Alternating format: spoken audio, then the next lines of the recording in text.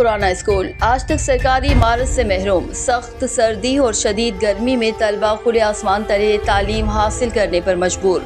नाज़रीन, ये स्कूल वाक़ है ज़िला एबटाबाद की यूनियन कौंसिल नंबल में। नुमाइंदा शहादत न्यूज़ रिजवान अहमद की रिपोर्ट के मुताबिक यूनियन कौंसिल नंबल government primary school Beri Bagla, जिसका क़याम 1964 में हुआ, आज तक इसे सरकारी इमारत नसीब ना हो सकी।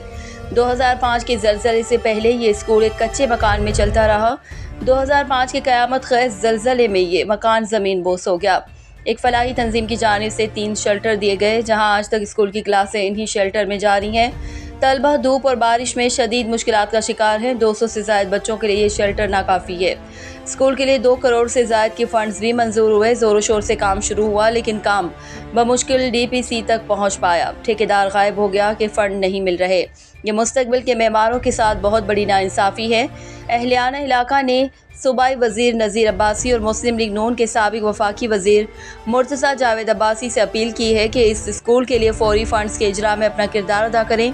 इस स्कूल के लिए फ़ंड जारी करवाएं ताकि मुस्तकबिल के मेमार भी एक पुरसुकून इमारत में बैठकर इल्म हासिल कर सकें।